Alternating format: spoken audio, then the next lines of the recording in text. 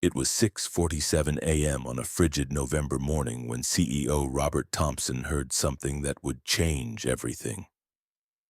The Chicago wind howled against the glass towers of Sterling Global's headquarters, and most people were still clutching their morning coffee like lifelines. But Thompson had arrived early, as he always did, to walk through the building before the chaos began. The lobby of Sterling Global buzzed with its usual symphony of clicking heels, murmured phone conversations, and the gentle hum of the coffee cart in the corner. Thompson was halfway between the parking garage and his executive suite on the 22nd floor when he stopped dead in his tracks. A voice, clear, confident, flowing through a language he hadn't heard since his last trip to the company's Beijing office. Mandarin. Perfect fluent Mandarin.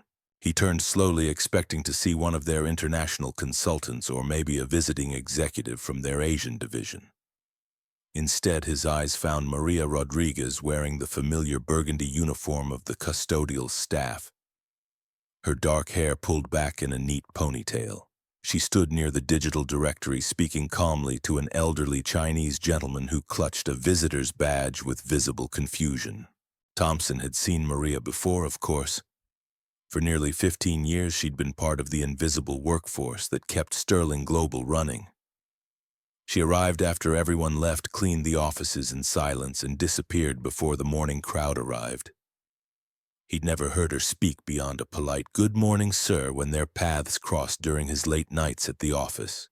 But here she was, effortlessly explaining building navigation, in what sounded like native-level Mandarin, her gestures gentle and patient as she guided the confused visitor toward the elevators.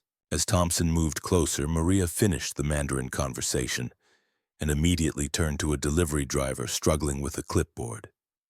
Without missing a beat, she switched to rapid Spanish, pointing toward the service entrance while explaining the building's delivery protocol. The driver's face lit up with relief and gratitude. Before Thompson could fully process what he was witnessing, a French vendor approached with a stack of mislabeled packages. Maria smoothly transitioned again, speaking what sounded like flawless Parisian French as she directed him to the correct conference room. Thompson felt something twist in his chest. Not anger, but something deeper. Recognition mixed with shame. He'd built his career on international expansion, had hired teams of translators, had spent millions on cross-cultural training programs. Yet here in his own building, the most linguistically gifted person he'd encountered in years had been emptying wastebaskets 3 floors below his office. He approached slowly, his leather shoes quiet on the polished marble. "Excuse me." Maria turned, startled, but composed, her dark eyes meeting his with quiet dignity. "Yes, sir." Thompson managed a small smile, though his mind was still catching up to reality. "That was Mandarin, wasn't it?" "Yes, sir." "You speak it fluently?" "Yes." Her voice carried no pride, no false modesty, just simple truth. "And Spanish-French." Maria nodded once. "Also Portuguese, German, Arabic, Italian, Russian, and Swahili. I can read Latin, but that doesn't really count for conversation." Thompson blinked hard, certain he'd misheard. "You're telling me you speak 10 languages, and 9 that are useful for actual communication?" "Yes, sir." The matter-of-fact way she said it hit him like a physical force. Here was a woman who mopped floors in silence every night, who had walked past him countless times without a word, who possessed skills that multinational corporations paid consultants 6 figures to provide. "What's your name?"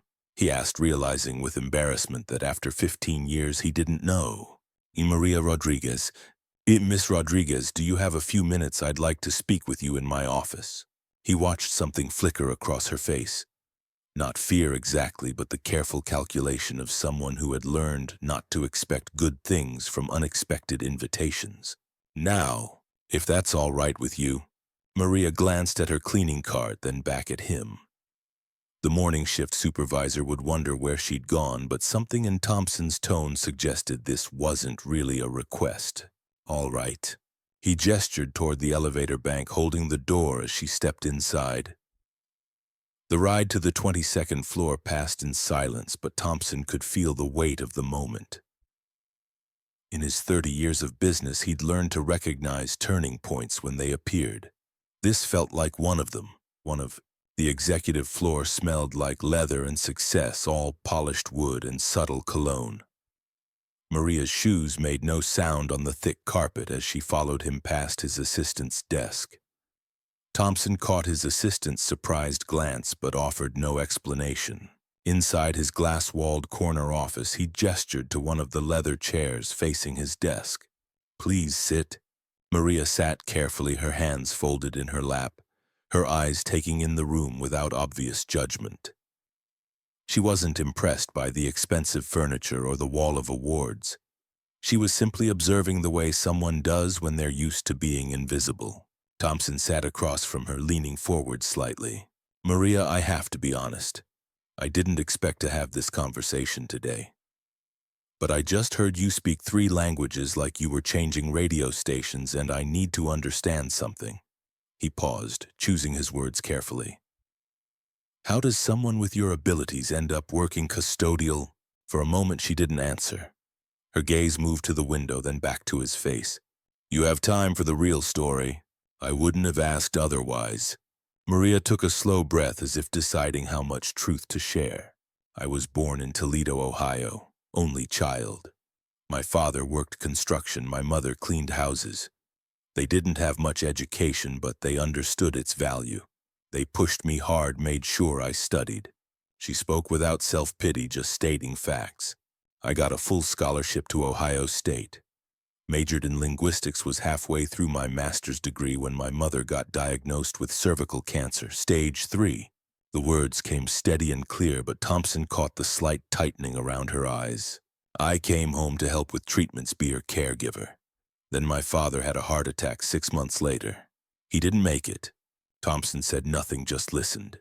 "After the funerals, I had a baby. Father didn't stick around. I was 24, no money, no family support, no degree completed. So I worked whatever I could find. Factory work, restaurant jobs, cleaning offices. Eventually got hired here on the night shift because it meant I could be home during the day when my daughter got out of school." She met his eyes directly. "But I never stopped learning. Borrowed language books from the library, listened to international radio stations, practiced with whoever would talk to me. It's what kept me sane during the hardest years." Thompson sat back in his chair, feeling the weight of her story settle into his chest. "Most people never asked," she continued quietly. "They saw the uniform and made their assumptions. I got used to being invisible." That last word hung between them like a challenge. "Your daughter," Thompson asked. "How old is she now?" 28. She's a registered nurse in Columbus, paid her own way through school." A small smile touched Maria's lips. "Stubborn like her mother." Thompson nodded slowly. Here was a woman who had sacrificed her own dreams to care for others, who had raised a daughter to succeed despite every obstacle, who had spent 15 years maintaining her intellectual edge while scrubbing floors. And he'd walked past her 1,000 times without seeing any of it. "And Maria, have you ever thought about doing something different?" She gave a slight shrug. "Sometimes, but dreams don't pay rent." The simplicity of that statement cut deeper than any accusation could have. Thompson reached for his legal pad, started writing notes. "What are you writing?" she asked, her voice still calm but touched with curiosity. He looked up at her. "Ideas." But the idea forming in his head wasn't small. It was the kind that could change everything. That afternoon, Thompson found himself unable to concentrate on quarterly reports or budget meetings. Every few minutes, his mind drifted back to Maria Rodriguez and her quiet revelation in his office. By 3:30, he'd made a decision that surprised even him. He took the elevator down to the building's service level, past the polished marble and glass of the main floors to the utilitarian corridors where the real work happened. The walls here were painted institutional beige, marked with scuff marks from cartwheels and busy hands. He'd been down here maybe twice in his tenure as CEO. He found Maria in the supply room, methodically restocking microfiber cloths on metal shelving. She looked up, genuinely surprised to see him. "Mr. Thompson, is everything all right? Actually, I have a favor to ask." He stepped into the small room. "There's a situation upstairs. A group from our São Paulo office arrived early for tomorrow's meeting and our translator just canceled. Food poisoning, apparently. Maria set down the cloth she was holding. Portuguese, yes, could you help us out? For just a moment he saw something flash across her face. Not fear, but the careful consideration of someone who had learned to weigh every opportunity against potential consequences. I can do that. 20 minutes later, they stood outside conference room 12B. Through the glass walls, Thompson could see 4 Brazilian executives looking frustrated and checking their phones repeatedly. Their body language spoke of jet lag and impatience. Maria smoothed her uniform, took a breath, and opened the door. Boa tarde, she said, her voice warm and confident. Eu sou Maria Rodrigues, vou ajudá-los hoje como intérprete. The transformation in the room was immediate. Shoulders relaxed, phones went away, eye contact resumed. Maria wasn't just translating words. She was building bridges, creating understanding where there had been confusion. When one of the executives made a joke about Chicago weather, Maria laughed and responded with her own comment that had the entire table chuckling. Thompson couldn't understand a word, but he recognized the sound of connection being made. The meeting ran smoothly for 40 minutes.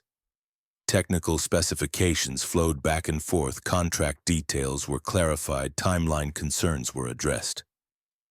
Maria moved between languages effortlessly, never missing a nuance, never requiring clarification.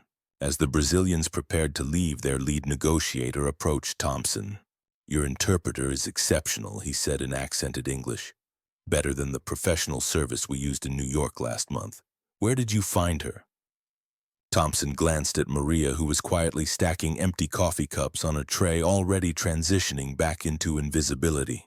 She's been here all along, he said. Back in the hallway, Thompson caught up with Maria as she headed toward the service elevator. Have you done professional translation before? She shook her head. Just helped people when they needed it. Hospital visits, government offices, parent-teacher conferences for neighbors. No certifications. No time for classes. My daughter needed me more. Thompson nodded. Where is she now? Columbus, like I said. She's an RN in the ICU at Riverside Methodist. Works nights, saves lives. The pride in Maria's voice was unmistakable. She did it all herself. I just tried to stay out of her way. They reached the service level where Maria's shift was waiting to resume. But before she walked away, she turned back to him. Mr. Thompson, thank you for letting me help today. It felt good to use what I know. He watched her disappear around the corner, then stood alone in the fluorescent-lit corridor for several minutes. Above him, Sterling Global hummed with activity. Deals being made, contracts being signed, millions of dollars flowing through conference rooms and corner offices. But down here in the forgotten spaces of his own building, he'd discovered something more valuable than any quarterly profit.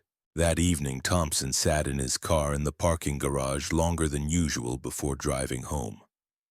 He thought about talent and waste, about assumptions and blindness, about how many Maria Rodriguez's might be working in his building, their abilities hidden behind uniforms and low expectations. His phone buzzed with a text from his daughter at Northwestern. Dad, remember when you told me success isn't about what you achieve, it's about what you help others achieve. I've been thinking about that. He stared at the message for a long time before typing back, me too, sweetheart. Me too. The next morning, Maria's ID badge beeped at an unfamiliar time. She'd just finished the East Wing restrooms when her supervisor, Tommy Reeves, found her with an expression she couldn't quite read. Maria, you need to go upstairs. Mr. Thompson's office. Her stomach dropped slightly. Did I do something wrong? Tommy shook his head, but his confusion was obvious. He didn't say. Just told me to send you up. The elevator ride to the 22nd floor felt different this time. People she passed in the corridors seemed to notice her whispered conversations, stopping as she walked by. Word traveled fast in corporate buildings, and apparently her appearance in yesterday's meeting hadn't gone unnoticed. Thompson's assistant, a polished woman named Catherine, who had never acknowledged Maria's existence before, actually smiled as she approached. He's expecting you, Catherine said. Go right in.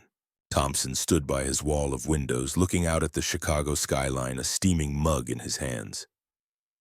The morning sun cast long shadows across his office. "Come in, Maria." She stepped inside, closing the door behind her. "I've been thinking," he said, turning to face her. "About yesterday, about what you did in that meeting." Maria remained standing uncertain. "But more than that, I've been thinking about waste. How many brilliant people walk past us every day while we're looking the wrong direction for talent?" He set his mug down and faced her directly. "I want to create a position that doesn't exist yet. Something this company needs badly, even if we didn't know it until yesterday." Maria's eyebrows drew together slightly. "What kind of position?" "Director of Global Communications. Someone who can handle our international relationships, translate not just languages but cultures, manage our overseas partnerships with actual understanding instead of expensive guesswork." The words hung in the air between them.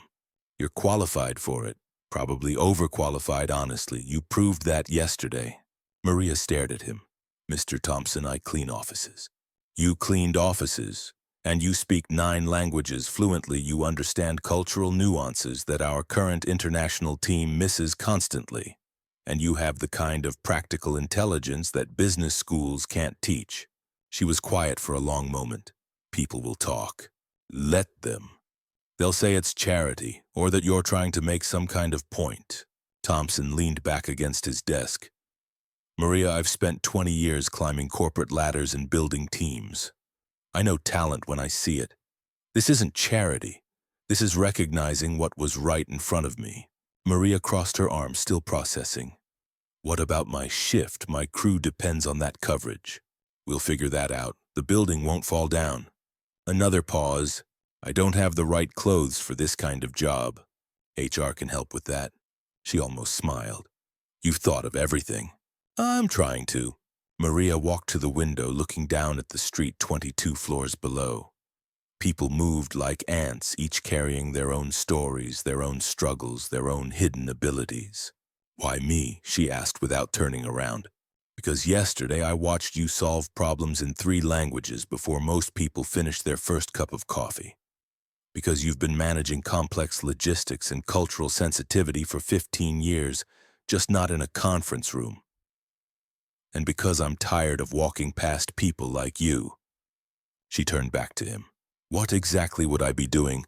"Managing our relationships with international partners, overseeing translation and cultural consultation, training our teams on cross-cultural communication, probably traveling when necessary." "You travel?" "Our São Paulo office, the Beijing facility, maybe our new partnership in Johannesburg." Maria's eyes widened slightly.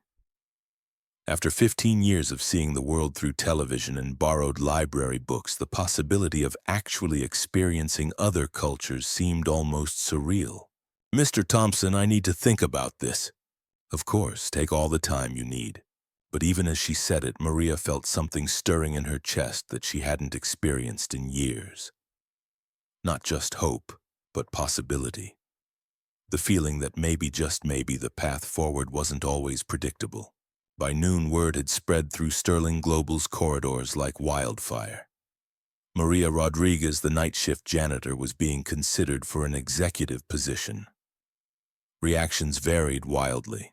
In the break room, 2 marketing assistants leaned close over their salads. "I'm just saying," one whispered. "I have an MBA from DePaul and I've been waiting 3 years for a promotion. And this woman was emptying my trash can last week." Her colleague shrugged. "Maybe she knows something we don't." "Please, it's Thompson trying to look progressive. Check a diversity box." That same energy rippled through email chains and coffee conversations. Some people were genuinely excited, others openly skeptical. A few were quietly angry. But in the custodial break room, the reaction was different. "About time," said Rosa, who'd worked alongside Maria for 8 years. "That woman speaks more languages than a United Nations translator. Always wondered why she was down here with us," added Marcus, emptying his lunchbox. "Seemed like she belonged somewhere bigger." Meanwhile, in his corner office, Thompson fielded a call from Eleanor Westfield, the head of human resources. "Robert, I need to understand what's happening here." I'm getting calls from department heads asking about precedent, about qualifications, about process. Thompson leaned back in his chair. The precedent is recognizing talent wherever it exists. The qualification is ability. The process is making a smart business decision. But she doesn't have a degree completion. She has 15 years of practical experience and linguistic skills that would cost us $250,000 annually to outsource. Eleanor paused. The board is going to ask questions. Let them, I'll have answers. That afternoon, Maria finished her regular shift. But her mind was elsewhere. She thought about her daughter, about the sacrifices they'd both made, about the dreams deferred but never quite abandoned. She pulled out her phone and called Columbus. Hey, Mama, her daughter answered. Everything okay? Maria hesitated. Sophia, what would you say if I told you I might have an opportunity to do something different? Different how? Different like using my languages, like maybe not cleaning buildings anymore. A pause. Then Sophia's voice warm with excitement. I'd say it's about time the world figured out what I've always known. My mom's brilliant. Maria's first day as Director of Global Communications began at 7:30 a.m. on a Monday morning in December. She stood outside the doors of Sterling Global wearing a charcoal gray suit that HR had helped her select, carrying a briefcase that still felt foreign in her hands. The building looked different when you were walking in the front entrance instead of the service dock. The marble felt more substantial under her feet. The morning light through the glass atrium seemed brighter. But not everyone was ready to see her differently. Victor Castellanos, head of international operations, was waiting for her in conference room 8A, with a stack of files and an expression that could freeze coffee. So you're the new director, he said without offering his hand. That's right. Victor dropped a thick folder on the conference table. These are the contracts from our Rome office. They've been stalled for 6 months because of translation issues. Our Milan partners are threatening to walk, and legal says the current documents are incomprehensible. He paused as if waiting for her to back down. I think you can handle it. Maria opened the folder, scanning the pages. The Italian was formal, legal, dense with technical terminology. But as she read, she began to see the problems immediately. And these aren't translation issues, she said after a few minutes. These are cultural misunderstandings. Whoever translated this used literal conversions instead of cultural equivalents. She pointed to a specific clause. This section about timeline expectations. In American business, this language suggests urgency. In Italian business culture, it reads as aggressive and disrespectful. Victor's expression shifted slightly. And here, Maria continued flipping pages. The payment terms are structured in a way that violates Italian business hierarchy protocols. No wonder they're frustrated. She looked up at Victor. Give me 3 days to rework these contracts with proper cultural consultation. I'll need to make some calls to Milan to clarify intent. That afternoon, Maria made her first international call as Director of Global Communications. Speaking fluent Italian, she spent 2 hours on the phone with the Milan partners, not just translating, but explaining, building bridges, finding common ground. By Wednesday, she had rewritten the contracts entirely, not just translated, but culturally adapted. When Victor reviewed them, his skepticism began to crack. These are actually much better, he admitted grudgingly. Different doesn't mean wrong, Maria replied quietly. Sometimes it just means misunderstood. But Maria's biggest test came the following week, when Thompson asked her to join a video conference with their new partners in Johannesburg. The South African team had been frustrated for months with communication breakdowns and cultural missteps from Sterling Global's side. Maria prepared meticulously, researching not just language but business culture, social protocols, even recent political developments that might affect their partnership. The call began awkwardly. The Johannesburg team was polite but visibly tense. Previous meetings had apparently been exercises in miscommunication and unintended offense. Then Maria spoke. Good morning, everyone. Before we begin, I want to acknowledge that we've not been meeting your expectations for cultural sensitivity, and I apologize for that. Today, I hope we can start building the kind of respectful partnership that honors both our business goals and our cultural values. She continued in Afrikaans for a moment, then switched to Zulu, then back to English. The transformation on the South African team's faces was immediate. Eyes brightened, postures relaxed, genuine smiles appeared. For the next hour, Maria facilitated a conversation that addressed not just business terms but cultural concerns, communication preferences, and mutual respect protocols. When the call ended, the Johannesburg team was laughing and making plans for expanded partnership. Thompson, who had observed the entire meeting in silence, turned to her afterward. "That was remarkable." "That was listening," Maria replied. "Something we should have been doing from the beginning." But success brought its own challenges. As Maria's reputation grew within Sterling Global, so did the whispers and the pushback. Anonymous emails began appearing in her inbox. "Diversity hire," they said. "Affirmative action case. Won't last 6 months." One morning she found a printed note slipped under her office door. "Some people need to remember their place." Maria stared at the note for a long time, then filed it away. She dealt with worse. The real confrontation came during a department meeting in January. Maria was presenting her quarterly report on international partnerships, revenue up 23%, client satisfaction scores improved across all regions. Cultural incident reports down 78%. As she concluded, David Morrison, a senior vice president who'd been with the company for 15 years, raised his hand. "I have a question about methodology." He said, his tone carefully neutral. "How do we verify the accuracy of these cultural consultations? What's our quality control process for someone without formal credentials?" The room went quiet. Maria met his gaze steadily. "The same way we verify any business decision, Mr. Morrison, by results. Our Milan contracts were signed last week after 6 months of deadlock. Johannesburg just expanded their partnership by 40%. São Paulo is requesting additional services." Morrison wasn't finished. "But shouldn't we have certified professionals handling these sensitive international relationships?" Maria nodded slowly. "You're absolutely right. We should have professionals handling these relationships. People who understand not just the languages but the cultures. People who can build trust instead of accidentally destroying it." She paused, scanning the room.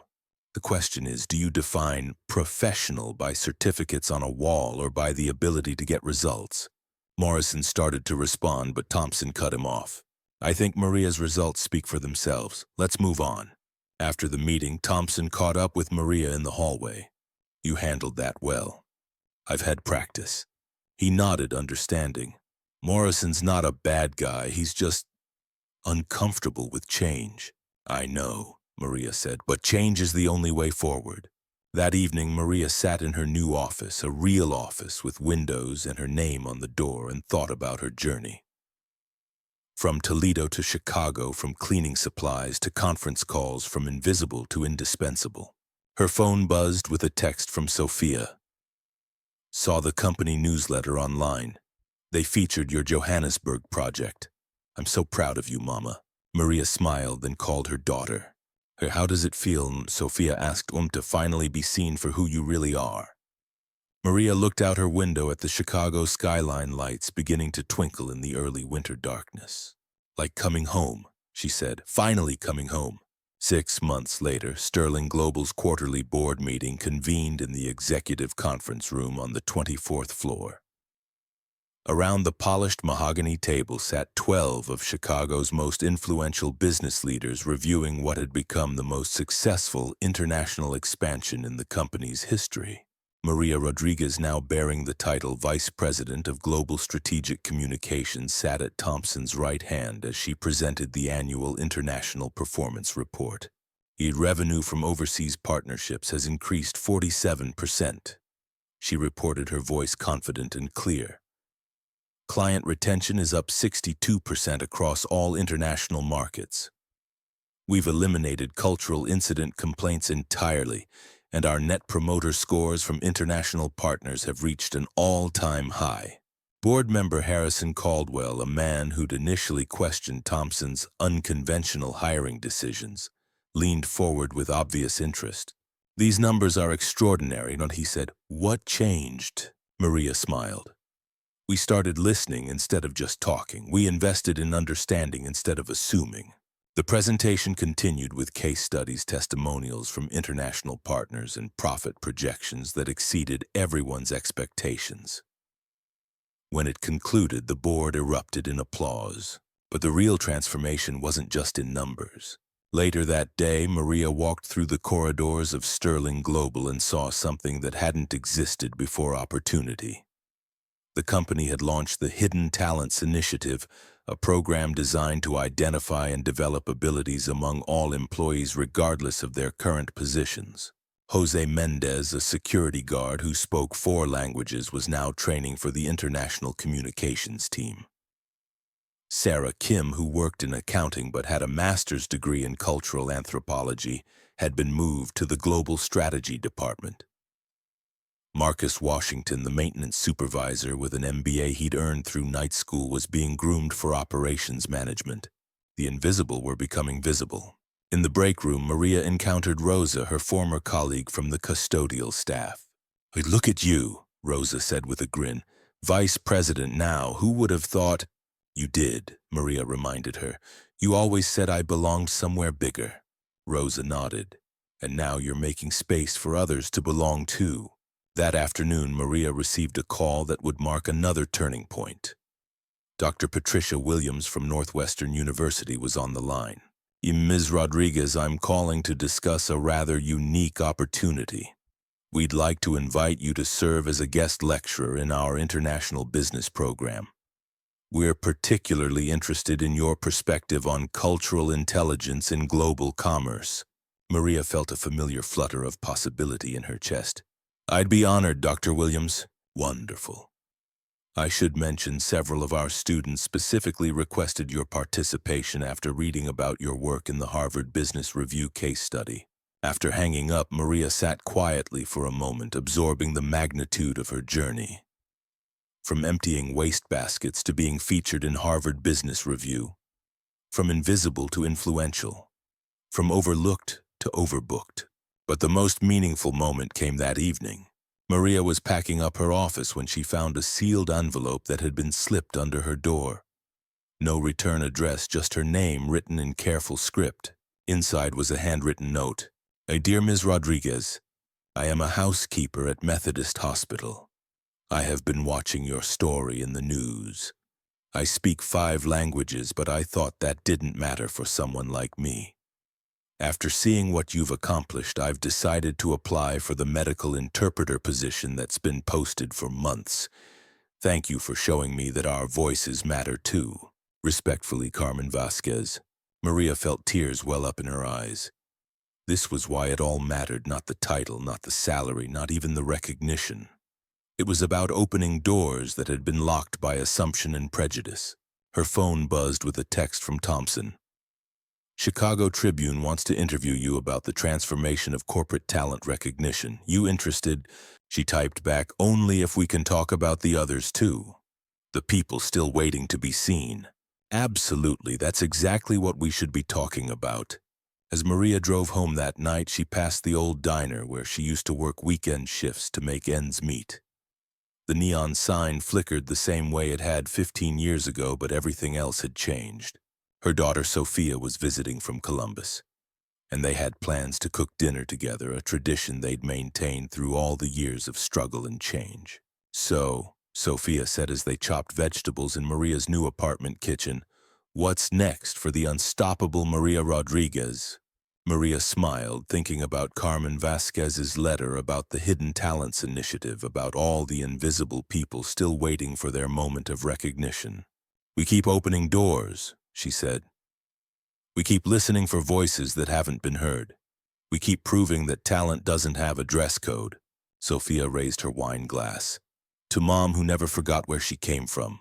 To everyone still coming," Maria replied, clinking glasses. "And to the courage to see what's been there all along." Outside, Chicago glittered with possibility, full of hidden talents waiting to be discovered, full of stories waiting to be told, full of people ready to transform, not just their own lives, but the lives of everyone around them. Maria Rodriguez had started as a janitor who spoke 9 languages. She'd become a vice president who spoke the most important language of all, the language of human potential. And in conference rooms and corner offices across the city, other executives were beginning to ask themselves the same question Thompson had asked that November morning: who am I walking past? What am I missing? And what would happen if I finally stopped to listen? The transformation was just beginning.